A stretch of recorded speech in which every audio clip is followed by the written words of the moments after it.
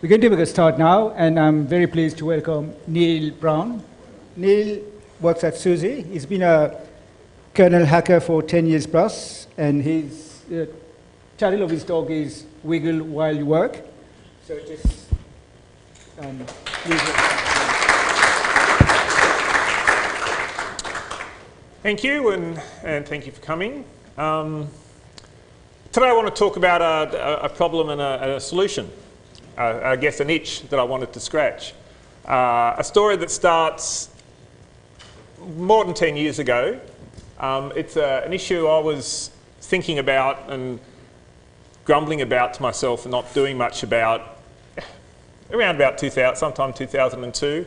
And I started thinking about a solution, and then at some point I started writing a solution. I can't remember whether I started writing the solution before or after Andrew Morton made this quote that I've got up on the board, but it exactly fitted with the ideas I'd been having, and hence I chose a word out of his quote as the name of my project. The problem, he says, that he finds is that I often want to take a file plus a patch, where the patch doesn't apply perfectly, and merge that to create a new file, but all the merge tools take a file plus a file to make a new file. I haven't seen a graphical tool which helps you wiggle a patch into a file. So I wrote a program that would wiggle a patch into a file. And for a long time it wasn't at all a graphical program, because I found I could actually solve 90% of the problem with just, command line and text, which is where I'm most comfortable. But that eventually proved not to be satisfactory sufficiently that I progressed more, and so I want to talk a bit about that too. What is the problem exactly? Well, I've been a kernel developer for a long time, and one often needs to apply patches that were developed against one kernel against another kernel. So particularly, for instance, working for SUSE at the moment, we have an enterprise kernel that's 1, 2, 3, 4, growing every few months, versions behind mainline. So I do develop on mainline, and that's policy. We should always do develop on mainline. That's a good thing. Then if I want to apply these fixes to the enterprise kernel that we actually support and get money for, got to backport them, and sometimes that's really easy, and sometimes that causes problems. And when it causes problems, you really want to focus on the semantic issues, whether it's actually going to work. You don't want to be caught up with silly syntax. And patches not applying is just boring. Equally, forward porting, occasionally one might fix a bug in the enterprise kernel and then need to port it forward to a newer kernel if it's still relevant. One might get a patch off a mailing list and you don't really know what kernel it's for, and it might not apply to the one you've got. And you could just send a mail back saying, can you just give it against the current kernel? But sometimes that's putting too much of a barrier to entry. And if I can just wiggle it into place myself, then it's a lot easier to do that. And of course, it's probably not just the kernel this applies to. I use it mostly for Linux kernel. That's mostly where I spend my time. But I have actually used it for other packages as well. And yeah, it works with any source code, of course. And when you have a patch that doesn't apply, patch itself isn't much help. It tells you, failed. I failed to apply that. Here it is in a reject file. Or I applied it with, there was some fuzz. Does everyone know exactly what fuzz is? So fuzz, we'll see fuzz a bit later, but fuzz means the patch contains so much context, and I couldn't find a match with all that context, but if I throw away a little bit of context, then I can find a match. So fuzz of 2 means I threw away 2 lines of context. And an offset of 514 lines. Was there really 514 lines that maybe got it in the wrong place? And you can't really see what's happening. Now,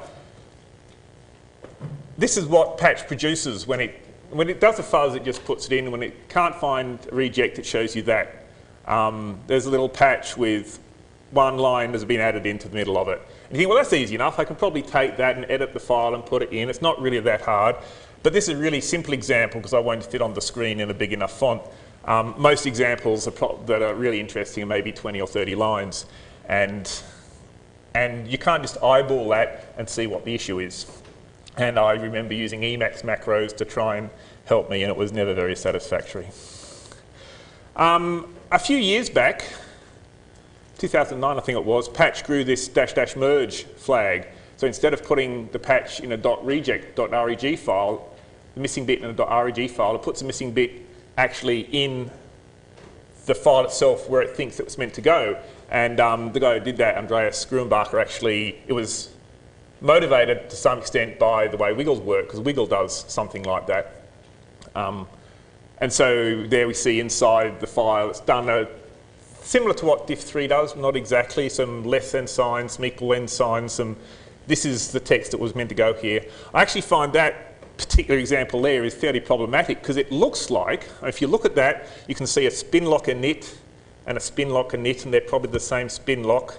And then there's a for loop that's structured differently just after it.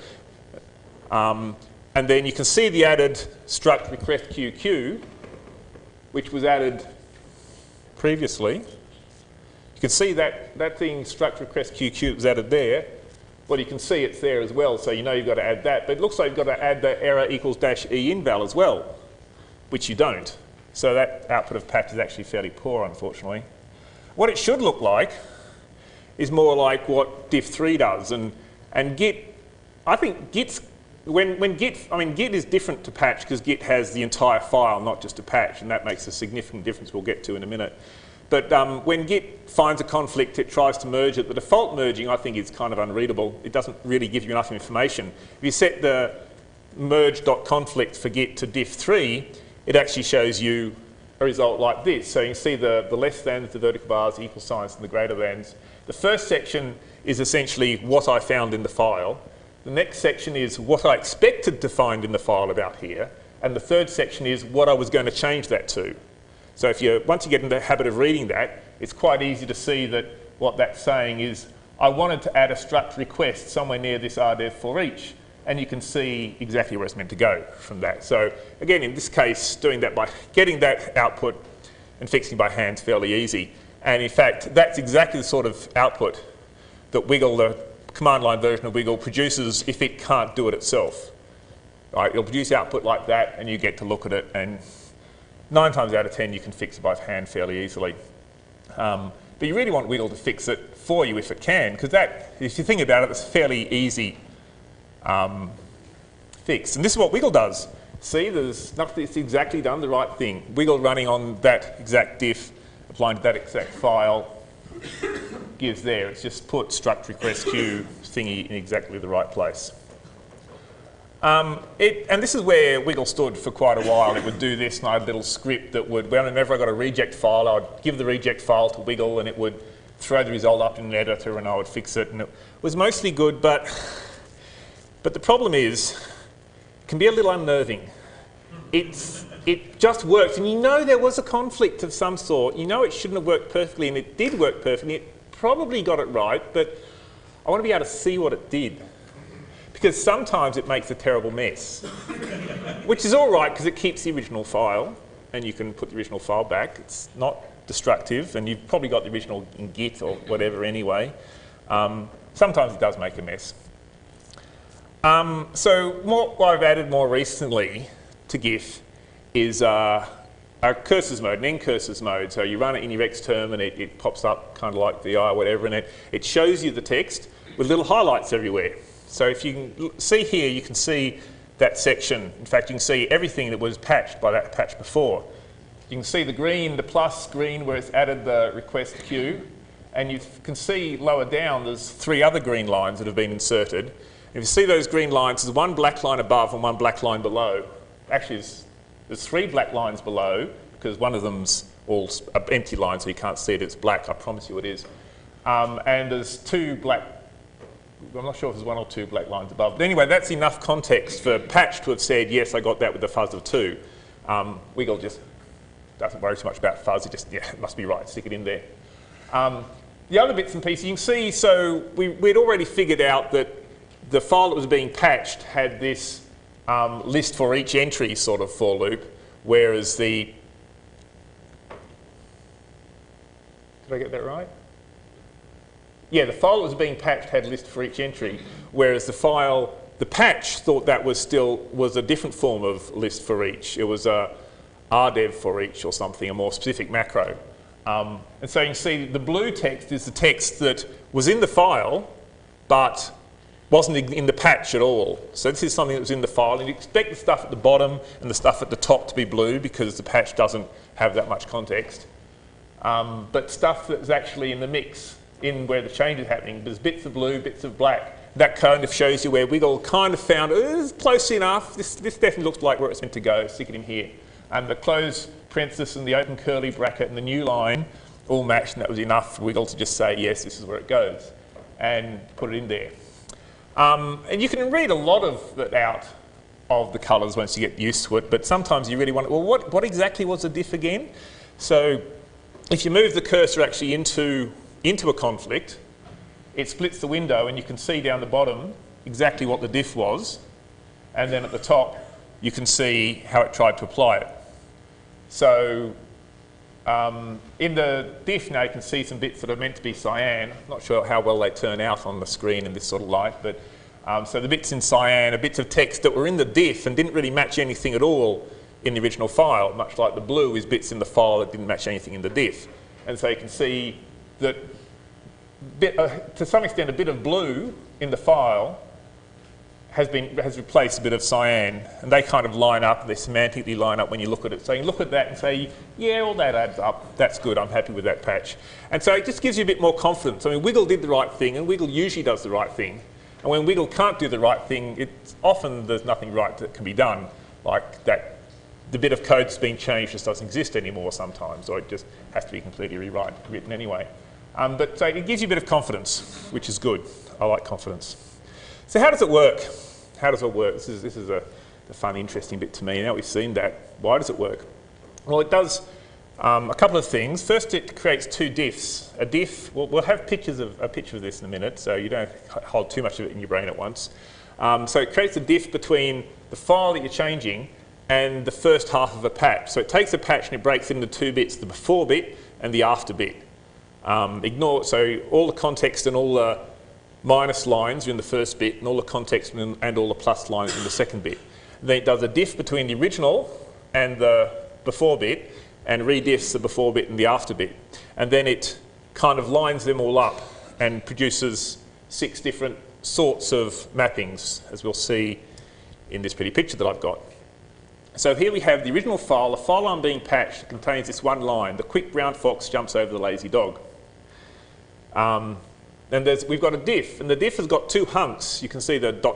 separates one hunk from the other. The first hunk says a quick brown fox should be replaced by a slow brown fox. The second hunk says jumps over the idle dog should be replaced by second hunk says jumps under the idle dog should be replaced by jumps over the sleeping dog. Right? And now you can see, so we did a diff between the top 2 bits, and those double-headed arrows show you what similarities it found. It found that quick and quick are the same, brown and the same, jumps and so forth, but there are some bits that didn't match. And similarly, it did a diff between the before bits and the after bits and lined up all the bits. And then it tried to line them together. And obviously so black bits are bits that are unchanged. It found something similar between the original and the before, and the same similar thing between the before and the after. That all lines up, so that's an unchanged bit. It's a significant bit of context. It's hopefully reliable. It also found some unmatched stuff. So the blue stuff here again is unmatched. It's bits. So anything that was in the original, but it didn't find a match for in the before, but also at that same sort of point, there's no difference between the before and after, then that is unmatched. Similarly, if there is the matching bit that may not exist, it might be empty, but the matching bit in the before and after is then an extraneous. So you often see unmatched mapping with extraneous.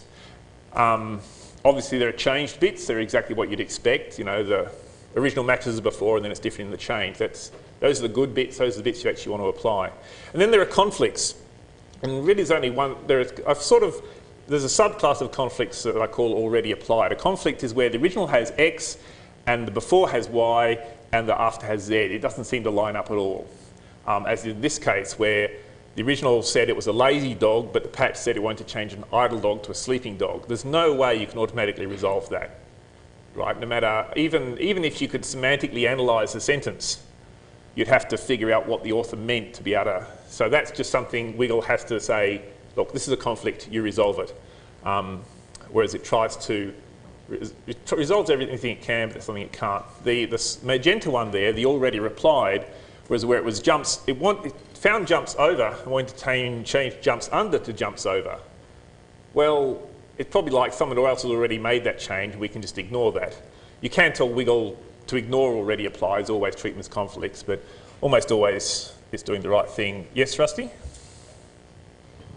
So is this done, is this just your example, or is this really done on some sort of parsing tokenization basis or character basis? It's done on mostly on a word. So it breaks it up into words, where a word is either a string of alphanumerics, or it's a string of spaces and tabs, or it's a single character. Right, so all punctuation is just a single character, which comes up as a bit of an issue in a few slides later, but yeah, I was meant to mention that. So as you can see, it parses the two different common sublists and creates a list of merge elements, which are one of these 6 types. And kind of figuring that out came a bit late in the piece. I had all this code that kind of tried to work it out and print it out as it happened, and it was way too confusing. And once I figured I could kind of see it like that, it made the code a lot simpler. So anyway, it breaks up and finds those 6 different types of elements in the whole complete thing. And then once you find a conflict, when you display it to a user, when I show it to you, you probably don't want to see the conflict in the middle of a line. You definitely don't want to see a conflict that runs from the end of this line to the beginning of that line. It's too hard to read.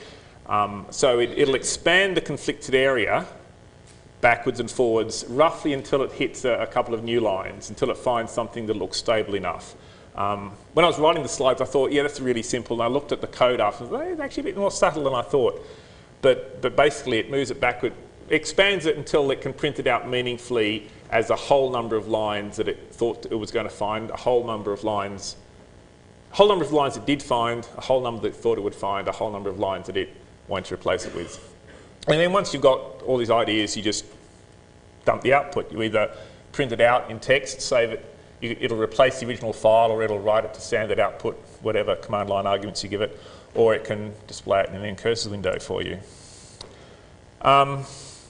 So yeah, I just wanted to highlight here that we'll create this data structure I call a merger or a merge or something, that each merge element refers to a sequence of characters in each of the 3 streams, the original, the before, and the next. Some of those sequences might be empty, like if a deletion, if you just delete a line, then the original bit and the before bit will be non-empty and the same, and the after bit will always be empty. So in some cases, for some types, one part is always empty.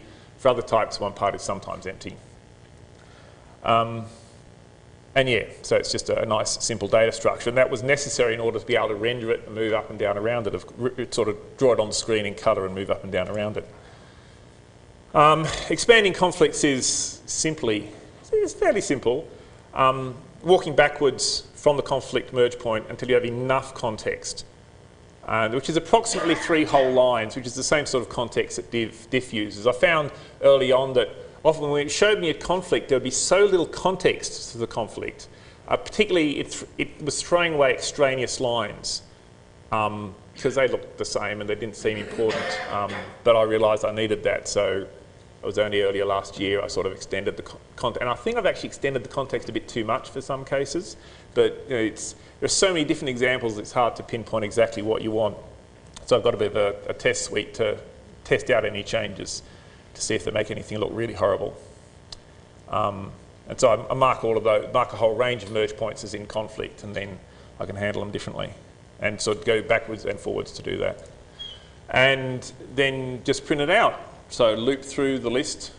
For each different type of merger point, it's obvious really what to print out. And when you get to a range of points that are in conflict, you have to print the whole set 3 times. First you print the bits that were before, and then the original, then before, then after.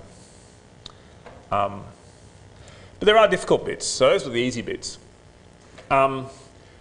It's kind of difficult, I discovered, to create a diff between the original file and the before part of a patch. Because the original file is big-ish, and the before part of a patch is, 5 or 6 little hunks that line up, hopefully in the same order, somewhere in this file. And importantly, where a hunk matches the file is probably all still fairly close together. There's probably not really big gaps in it. So another way of saying that is when you match a relatively small before bit of the patch with a relatively large file, you're obviously going to have some large bits that don't line up. All those large bits that don't line up really have to line up with the break between the patch headers, between the hunk headers, right? So that basically the chunks need to match close together bits. And so to understand that, and because I think diff is a really cool algorithm, and because I've got some pretty pictures, I want to just go through, hopefully fairly quickly, how we actually do a diff. And then I can explain how we modify the way we do a diff to actually line up the chunk hunks, what are they called? Hunks, I think diff calls them, with the original. So as we'll see in a minute, a diff sort of actually explores a quadratic array, but storing this quadratic in the size of the files, which might not be too big for today's computers, but certainly back when the diff algorithm was invented, it certainly was, and it's a waste of space. You don't actually store the entire array, but you've got to conceptually explore that. And so we'll see there are diagonals, and you only keep one point on each diagonal at a time. And so when we get to the end, we don't actually remember the exact path we went through, the optimal path. We'll just remember the halfway point of the optimal path. So as we go through, we measure the halfway point of each path, which is only a log n, order n amount of data you need to store. And when you've found the halfway point, you recurse on before the halfway point and after that halfway point to build a full path. So here we have a sample diff, complete with the matrix, the matrix that we have to explore. So across the top, there is a sentence: the slow brown fox raced a quick brown fox. See, I like foxes. Down the side, we have the other thing we're matching it with, or comparing it with, the quick brown fox won. And so there are one more dots you can see than words. A word corresponds to a line in the matrix, an edge in the matrix going from across or going down. And going across is equivalent to deleting a word in the original, and going down is equivalent to adding a word in the result. So if you went all the way across, the path all the way across and all the way down is basically saying all of that, remove all of those lines and add all of these lines, and the cost of that is, I can't remember, is about 12, 11, 1, 2, 3, 4, 5, 6, 7, 8, 9, 10, 11, 12, 13, 14. The cost of that path would be 14. Right, all the way. And obviously if you came down, added all the new words and deleted all the old words, the cost of that would be 14 as well. But as you can see, there are some red diagonals that line up exactly where a word in the two lines match up, and the cost of those is 0, as you can imagine. So you want to find a path through the matrix from the top left to the bottom right that minimum cost goes through as many of those red bits as possible. But we don't want to actually store the whole thing in memory, so we just store the stars, the yellow stars and the blue stars. I should just... a helpful aspect is the fact that each different point in the matrix, some of them always have an even cost, no matter what that is. Some of them always have an odd cost, no matter what that is. In this case, the yellow ones are all odd, blue ones are all even. So points with a cost of 0, obviously you would think at the very beginning the top left point is a cost of 0, because there's a red line there, because the matches the, you can go straight down to that second point where the yellow star is, and that is the only point really of interest where cost is 0. And to find points where the cost is 1, we start with the 0 cost points and just go down and across, and we get the 2 blue stars that are down and across. And those are the only 2 possible points with the cost of 1. And then we step forward, and you see now we've moved the yellow stars just after the blue stars, just to the left. So from a blue star, you go just to the left and just down. And those are where all the new yellow stars go. One of those points is on red slopey bits, so it slid all the way down, because that's all of cost of 0, because brown fox matches brown fox. And you see it's just across the magenta line, which is the halfway mark, halfway from the beginning to the end. And so that the memory location, the base entry in an array that corresponds to that particular yellow star will now remember that there is where it crossed the midline. So if that star ends up winning, getting to the endpoint first, then that's where we'll come back to recurse, do a binary search.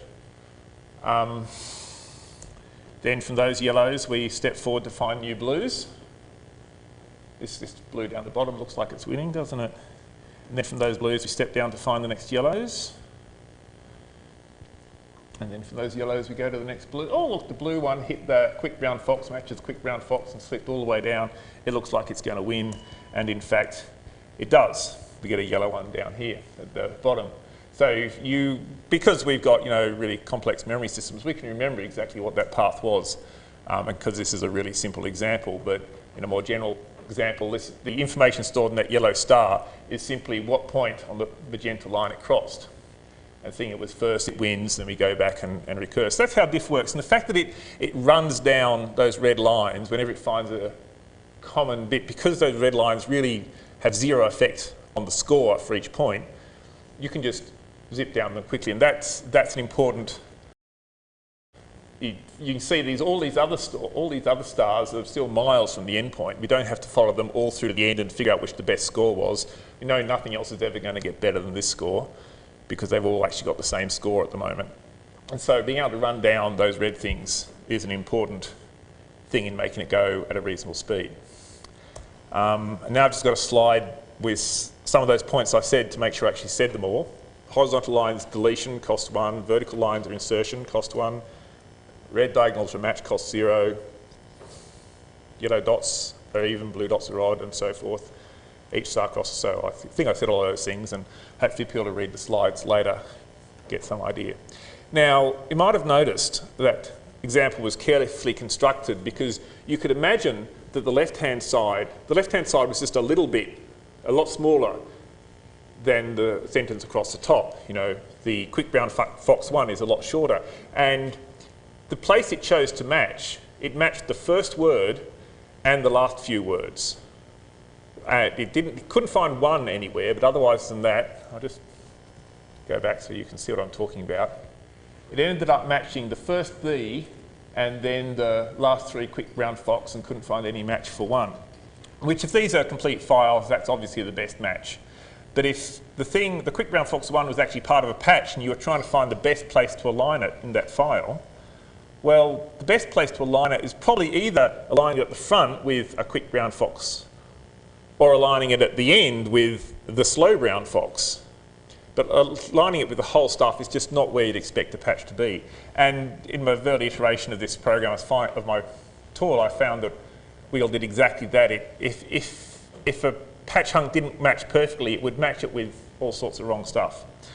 And so we need to modify, as I said, the diff algorithm. So those stars, which essentially, as I said, correspond to an entry in an array, keeps track of which patch hunk it's in. And as it moves along, if it changes from one patch hunk to another patch hunk, it's just got to reset its scoring mechanism. And it keeps score kind of how close together the current match is. And inserts and deletes have sort of a higher cost. A cert and a delete right next to each other is considered to be a replacement, so it's got a lower cost. And if you have a few matches and then a long period with no matches at all, the total cost ends up going, the way it works, goes negative, and so it just forgets about the early part. So in that case, hopefully it would have had an option to forget about deleting "the" and then just match stuff at the end. And then each star records what hunk it's in, and when a star changes from one hunk to the next, it records in a separate data structure for that hunk what the score was. So by the end of the time, you know what the best score for each hunk was.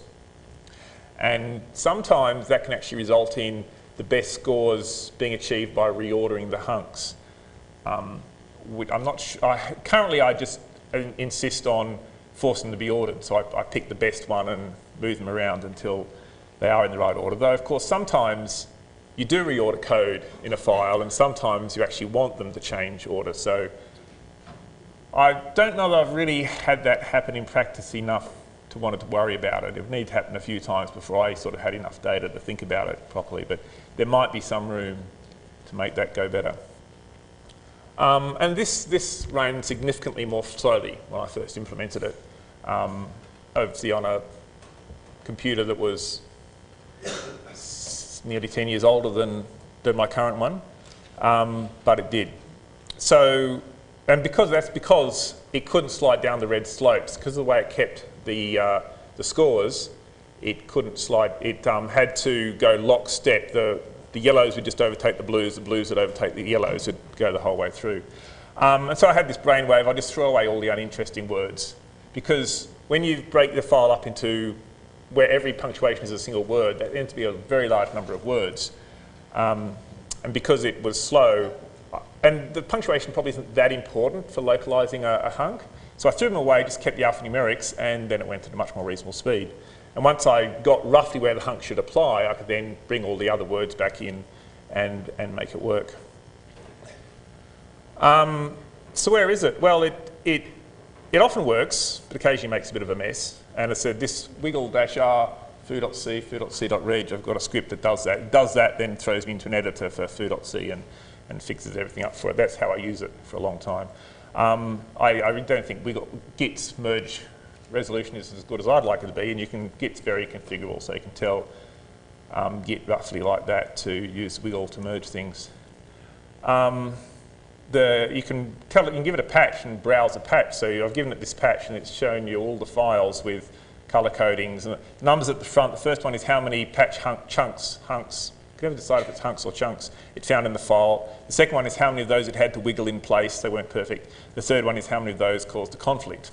The conflicts are in red, so you can find them and go and look at them. There's inline help. If you want to play with it, just type H, and it gives you little bits of help all the time. Do I have time for a little demo? Yes, I do. So I just wanted to show you it running. Here's one I prepared earlier, which I can't see on my screen. There we go. So I'm in one, and I say wiggle-bp patch. And so this is, I thought it would all fit. That's odd. Hopefully it'll work like that. So this is, I don't know if you've heard of DM Thin, the thin provisioning layer for DM that was added in the last year or so, and we wanted that now SLES 11 SP something or other product, and so I was backporting all the patches, and most of it went really smoothly, but sometimes I hit issues, and so I thought I'd collect the issues and show them to you today. So obviously a lot of those files worked, but this one didn't. So I just go down there and press space, and here it is. And I can go through it just like in kind of a bit of Emacs and a bit of VI. Commands mostly work if you're used to them. So I can use J at this point as well, and it keeps going down. Shift-C, Shift-N will go to the next patch of any sort. Oh, that was interesting. So if you look closely, you can just see that it wanted to delete this message str thing, and it was okay, except the context wasn't quite right, because it wanted to find an include Linux/something, and it found an include a sem/something. So you glance at that and think, that's not interesting. Go to the conflicts, Shift-C, and this I thought was actually a really interesting conflict. So what the patch wants to do is it wants to change this call Shift-AS, which is passed as an argument to some function, to DM Shift-Arg. So I've just changed the name of the function, the shift function. No big deal. But in my code that I've got, instead of doing that function called in the arguments, I do the functional previously, assign it to a variable, and then pass the variable. Obviously, minor difference. And you could edit that by hand. But I was thinking, wouldn't it be nice, because the bit of code it wants to change, the Shift-AS, is exactly there, the line above. Wouldn't it be nice if I could somehow tell it to, instead of applying the patch there, where you can see it's really, that's where it matches best. There's lots of black stuff, which means it found a really good match. Tell it, well, all that stuff isn't really relevant. Just find where that shift matches. That's the important thing. I want to be able to interactively tell it that, and then it would move back up and fix it. I haven't quite figured out how to do that yet. I need to sort of create a list of of examples of these sorts of things. And so I can kind of generalise properly and come up with something that will actually work. So that was the first example. I'll get back out of there and try again. So this is, again, mostly works. Most patches do apply. I mean, this is only, what, about 3, maybe 4 kernel versions. So, not a big deal. What have we got here? Oh, this was interesting because a sort of conflict that it isn't necessarily obviously a conflict is when a patch wants to insert something at a particular place and it finds that something else has been inserted there. You could sort of resolve that, but there's an issue, which order? So it's effectively got two inserts that have happened, probably in a list. What order do you insert them in? And that's often, sometimes irrelevant and sometimes very important. For instance, in this case, where it, so what it's inserted it in is right next to a series of bit fields in a structure. So and this thing itself is not a bit field, so you want to make sure it inserts it outside the list of bit fields or it'll mess things up completely. This has actually provided me a little bit more context in the diff than I would really like.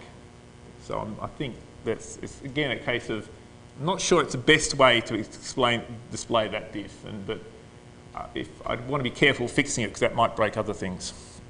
Is there any more? That's all that's in that one. And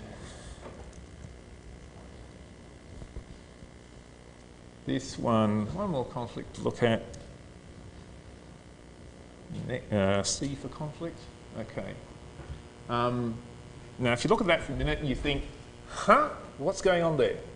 So you press D and just see the whole diff. And look at that carefully. You see after a while that the original code has got 2 identical bits of code. Some sort of patch problem earlier caused a bit of code duplication. And we're getting rid of one of them. We're getting rid of the top one and changing the bottom one to assign some values. Instead of to the split IO field, it's assigning them to max IO length. So you sort of look at the diff to have a figure out that's roughly what's happening.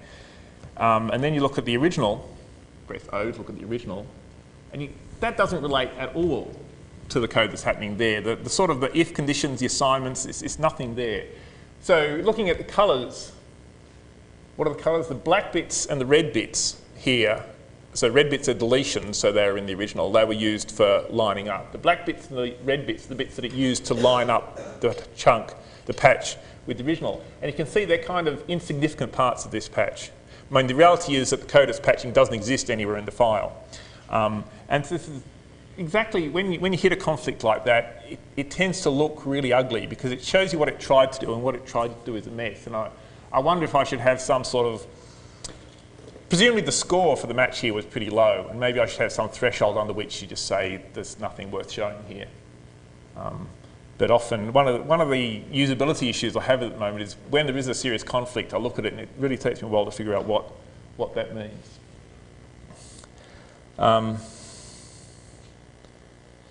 Where was I? I was there. So that's just the good one. In case I didn't have time, you can see the path and the stuff there. And still to do, displaying conflicts in the browser can be hard to read. I've added some very limited editing. You can tell it to ignore a bit of a conflict, but it doesn't really work very well. So I need to, that's the kind of thing I want to at least make vaguely usable before I call it version 1.0. It's currently version 0.9, so it must be time for 1.0. But the trouble is when I see an issue, I'm in the middle of sort of backporting a bunch of patches. I don't really want to stop, break my train of thought, sit down and think about it. So what I often do is copy the files somewhere and either never get back to them, or when I get back to them, I've lost my train and it's kind of hard. Yeah. So any questions? Those are wiggling question marks, which I thought would probably be pretty tedious after a while. So any questions? Actually, I have a really easy question. Could you go back to the slide where you had the git config? The very first slide. No, yeah. it was like one before the demo or something. You had a sample git config to use Wiggle. Oh right, that one. Yeah. Thank you. Anyone else got a question while I'm hunting?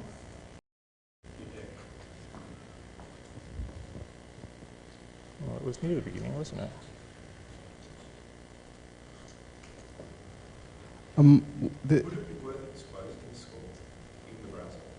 Possibly. I mean, you might have noticed I exposed in the top right what sort of conflict I'm over. Yeah, exposing the score might be very interesting in terms of working out what to do next. Would it make much of a difference what the how the diff's generated in the first place? Like, I've come across this other one called patience diff, which is supposed to be sometimes better at generating a diff that won't create a strange kind of conflict. Oh, sorry, like won't apply as not cleanly because things have moved. Like you said, like you had that example where you could have rearranged two functions so you reorder the hunks. Yeah. Which is actually quite common when you're cleaning up files. Well, I do it when I clean up files. I try not to do it. So I'm not quite sure how. I don't know if patience diff. I don't know how it would produce a different diff. All I can imagine doing is providing more or less context. And almost always more context is better. Because you can always ignore context that doesn't match, but you can't really synthesize context that does. And that's, I mean, part of that the matching thing is that it's hard to, I'm trying to figure out what the context was. Yeah. Back to the first question, can we see that information on the screen, how you integrate with Git? I think it said .git attribute. Oh, sorry, I found the page and I didn't press that button. That's what you wanted. Sorry.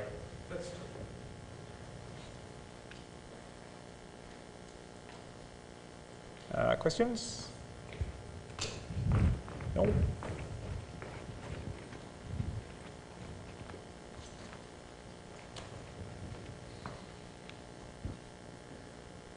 Is this in a lib or could it be put into a lib so you might be able to integrate it into some kind of IDE with a plugin, or is it really tightly designed to work around your current user interface? I think the code is fairly well modularized. I mean, it has its own data structures. It kind of, it would want to, you'd want to give it a chunk, contiguous chunk of memory, basically, that contains the text, and do that, and it could produce for you the merge result. So you probably could, as long as you're happy with the interfaces it currently uses. Like the interfaces, the data structure interfaces aren't necessarily designed for working in library, but it's modularized enough that you could probably work around that if you wanted to. Has it been packaged for distros yet? It's in Debian, it's in SUSE.